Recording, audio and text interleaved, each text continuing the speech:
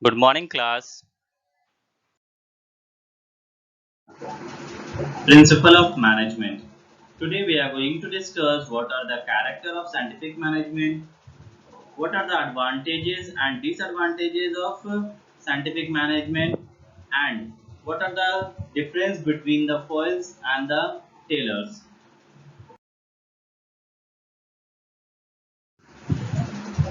Characteristic of scientific management. The remarkable point of nature of characters of scientific management are predetermined objective means the objective of each job is predefined, and in order to fulfill that objective physical and human resources are used properly. Secondly, predetermined plan means an effective plan is prepared so that the predetermined goal can be achieved. Third one, scientific analysis of plan means the utility, effectiveness and suitability of all the alternative plan are tested and analyzed. Fourth one, a set of rules means in order to implement the plan, a set of rules is framed.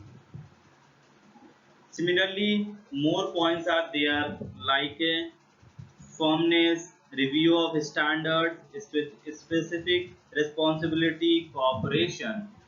Now we are going to discuss what are the advantages and disadvantages of scientific of management.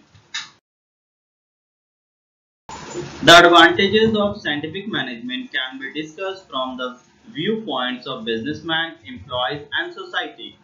As for example, starting from the advantage of the businessman means for the owner they have to look on into the different matter like higher efficiency, eliminating wastage, sound human resources management, especially reduction of cost of production, charging lower price, improvement of quality of product, like this.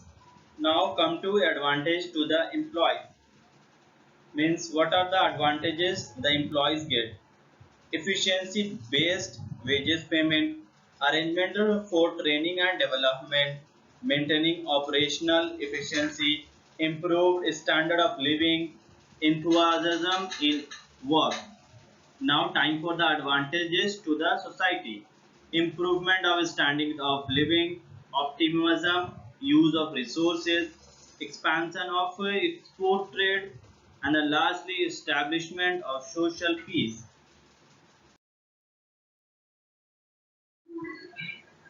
The disadvantages or limitation of scientific management can be discussed from the viewpoint of proprietor and worker because both of them criticize in a different way.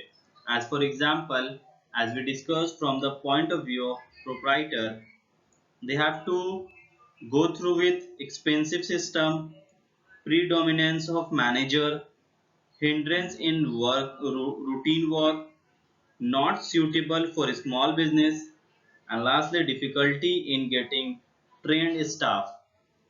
Now in point of view from the worker, rigid control, monotonous work, lack of initiative, exploitation, reduction of employment opportunities, weak labor union, no place for ordinary workers. So these are the disadvantages.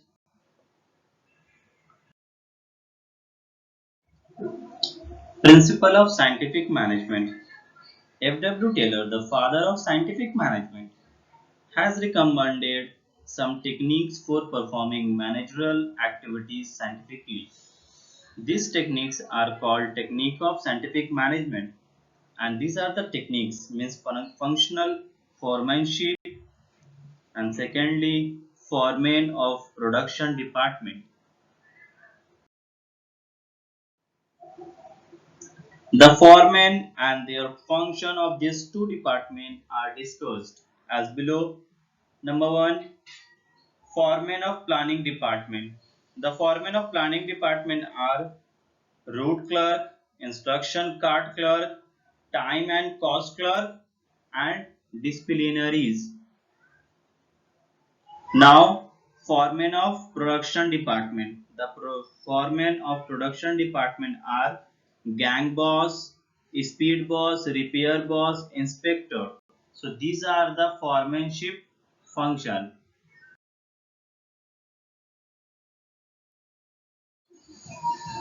Techniques of scientific management as shown in these pictures. Like first one is functional foremanship, secondly standardization and simplification of work, thirdly work study, fourth differential piece wage system, and lastly mental revolution. Now from work study, here is also a 4 point, that is fatigue study, method, time study, motion. So these are the techniques of scientific management.